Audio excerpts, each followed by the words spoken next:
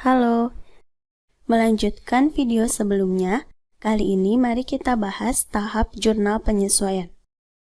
Silahkan buka data penyesuaian di halaman terakhir. Pada poin pertama, ada penyusutan atas 3 aset tetap.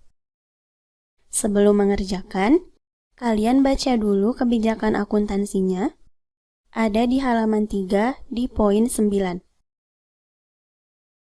Yaitu dihitung dengan metode garis lurus tanpa nilai sisa.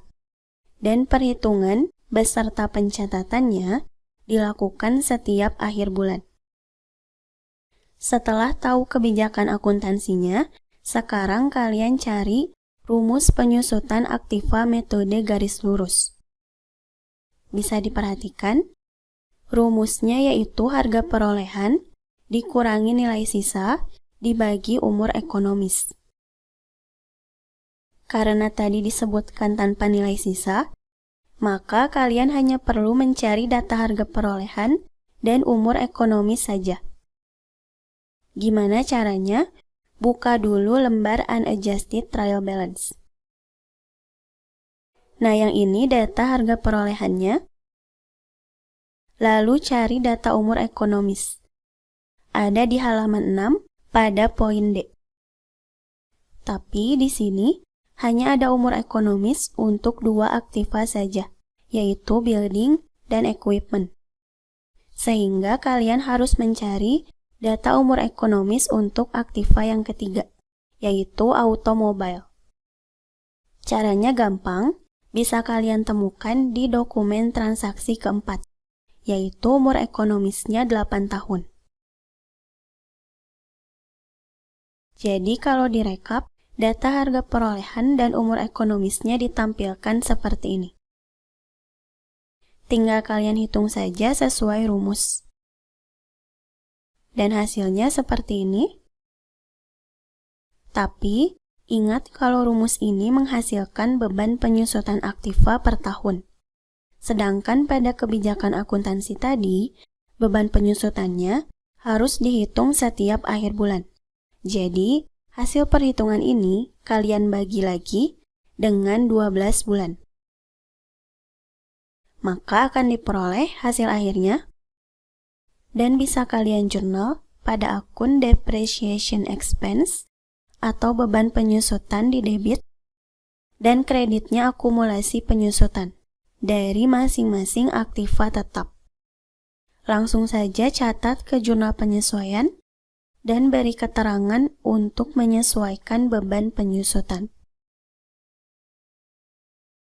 Lanjut ke poin 2, ada taksiran kerugian piutang tak tertagih, yaitu ditetapkan sebesar 0,4% dari saldo penjualan per 31 Desember.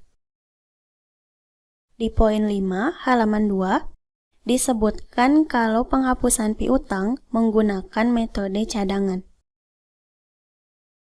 Maka sudah pasti jurnal yang akan digunakan yaitu beban taksiran kerugian piutang atau doubtful debts expense di debit dan kreditnya cadangan kerugian piutang atau allowance of doubtful debt. Lalu untuk menghitung saldo yang akan dijurnal, cukup kalikan saldo akun sales yang ada di Unadjusted Trial Balance dengan 0,4%. Hasilnya sebesar nominal ini, kalian catat ke jurnal penyesuaian.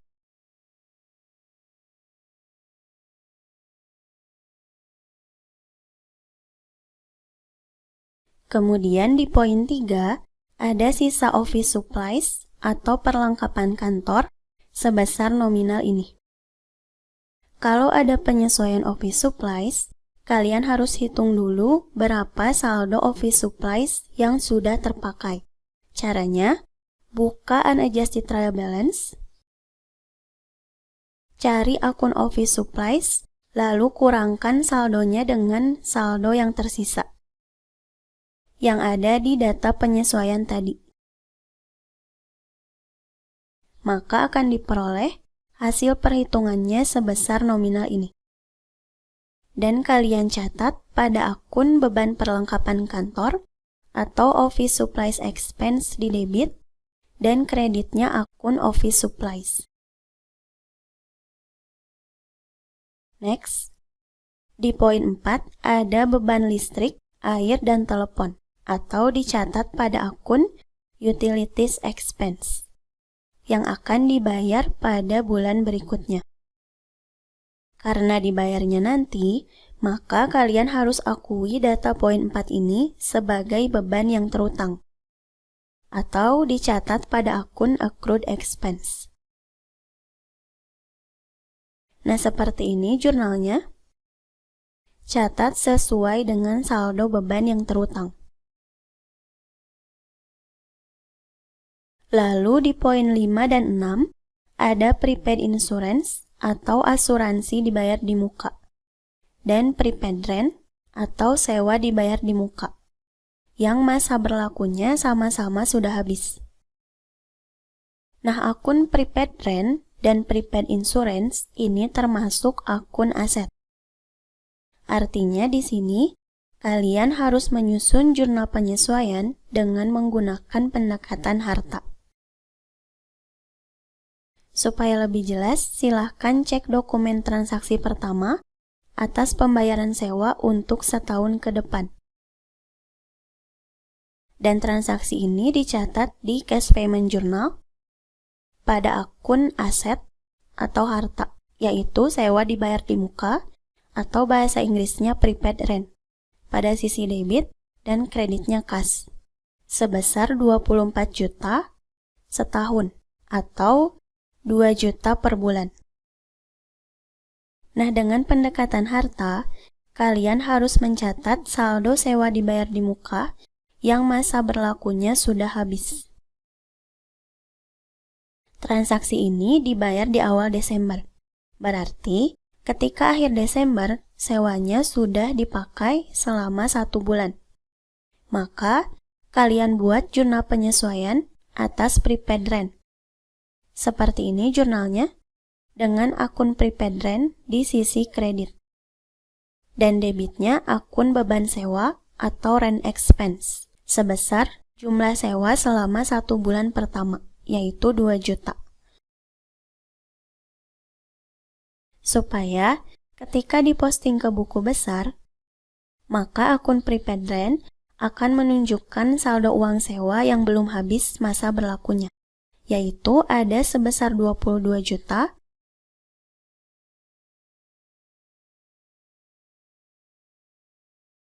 Lalu untuk akun prepaid insurance, meskipun tidak ada keterangan tambahan atas transaksi yang berkaitan dengan akun ini, tapi kalian bisa lihat informasi saldonya di unadjusted trial balance.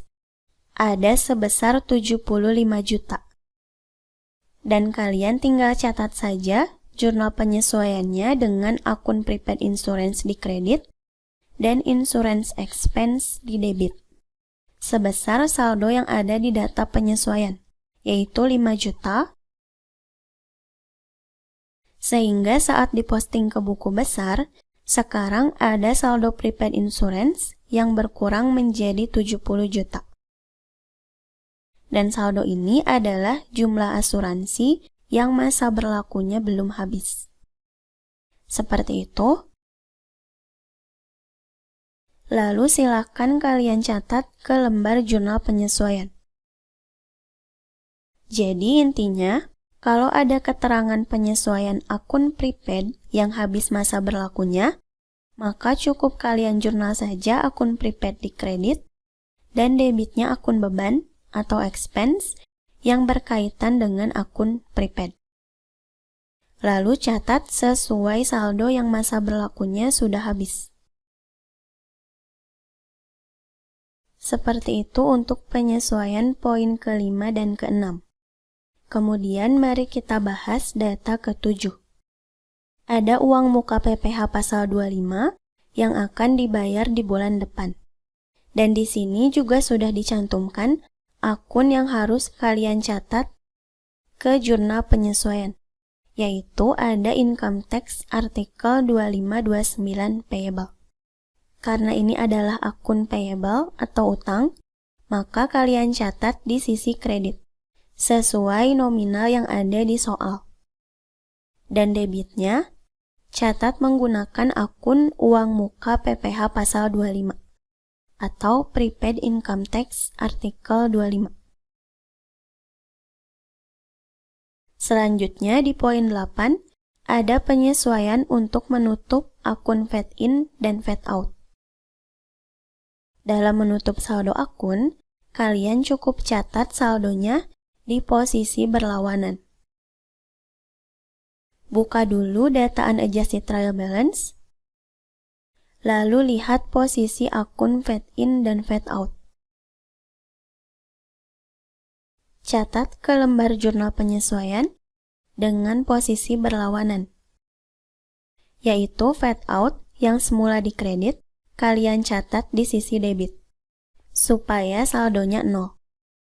Seperti ini. Lalu akun fade in yang semula di debit, kalian catat ke bagian kredit. Maka sekarang akun fade in dan fade out sudah selesai ditutup. Dan tahap selanjutnya, kalian harus hitung selisih dari kedua akun ini, yaitu ada 4.330.000. Lalu perhatikan saldonya lebih besar yang mana. Nah, di sini fade out lebih besar dari fade in. Maka selisihnya harus dicatat di sisi kredit pada akun fade payable. Tapi sebaliknya, kalau saldo fade in lebih besar dari fade out, maka kalian harus catat selisihnya pada sisi debit di akun fade receivable. Seperti itu untuk penutupan fade in dan fade out. Lanjut ke poin 9, ada rekonsiliasi bank. Di sini tercantum saldo kas yang benar, yaitu sebesar nominal ini. Tapi, kalau kalian buka unadjusted trial balance, saldo kas yang dicatat ada sebesar nominal ini. Maka, terdapat perbedaan saldo kas, dan kalian harus menyusun rekonsiliasi bank pada jurnal penyesuaian. Gimana caranya? Pertama, perhatikan dulu poin D. Ada cek atas pelunasan piutang dari salah satu pelanggan yang ternyata tidak ada dananya. Untuk menjurnal poin D, kita buka dulu dokumen transaksi yang dimaksud, yaitu pada tanggal 19 Desember atas nama Toko Global Asia. Bisa kalian lihat ada 2 cek yang diterima atas pelunasan piutang dari Toko Global Asia. Tapi, pada data penyesuaian dicantumkan kalau cek dengan kode M30202, yaitu sebesar 9.745.000, ketika akan dicairkan, ternyata dananya tidak cukup. Sedangkan, pada cash receipt journal, PT Garmindo Jaya sudah mencatat transaksi ini sebagai pelunasan piutang, yaitu pada akun kas di debit dan akun piutang atau accounts receivable di sisi kredit. Padahal, kenyataannya, karena ada cek kosong tadi, maka piutang belum jadi dilunasi. Sehingga, pada jurnal penyesuaian atas rekonsiliasi bank ini, kalian harus mencatat kembali piutang yang sebelumnya sudah dinyatakan lunas. Caranya, cukup catat di debit saldo piutang yang ceknya kosong tadi. Seperti ini, sebesar 9.745.000. Lalu selanjutnya, kalian catat poin A dan B di debit, yaitu ada bank service charge dan income tax artikel 4.2 expense. Seperti ini. Lalu interest income di sisi kredit. Totalkan seluruh akun di sisi debit, lalu bandingkan dengan saldo kredit. Kalau jumlah debitnya lebih besar daripada kredit, maka selisihnya kalian catat di sisi kredit pada akun cash in bank supaya transaksinya balance. Dan jangan lupa juga catat transaksi ini ke lembar bank reconciliation. Kalian input dulu saldo yang benar menurut bank. Baru kalian input saldo menurut perusahaan, yaitu yang ada di unadjusted trial balance. Selanjutnya, baru input komponen penambah dan pengurang saldo kas. Yang menjadi penambah ada pendapatan bunga atau interest income. Lalu untuk pengurang ada ketiga komponen ini. Lalu hitung jumlahnya. Hasilnya akan negatif seperti ini dan menjadi pengurang bagi saldo kas menurut perusahaan. Sehingga sekarang saldo kas menurut bank maupun menurut perusahaan itu sudah balance. Terakhir, mari kita bahas poin 10. Ini data penyesuaian yang paling gampang, karena akunnya sudah disebutkan semua. Jadi kalian tinggal salin saja sesuai akun debit dan kreditnya. Nah, ini adalah akun debit. Lalu kedua akun ini adalah bagian kredit. Catat seperti ini sesuai saldo yang ada di soal. Maka sekarang seluruh data penyesuaian sudah selesai dikerjakan. Teman-teman hitung jumlahnya harus balance. Lalu tahap selanjutnya buat rekapitulasi dari setiap akun. Hasil rekapnya harus berurutan sesuai nomor akun supaya memudahkan kalian dalam mengerjakan worksheet. Nah, seperti itu untuk pembahasan jurnal penyesuaian. Tahap selanjutnya akan saya bahas di video berikutnya. Terima kasih dan semoga bermanfaat.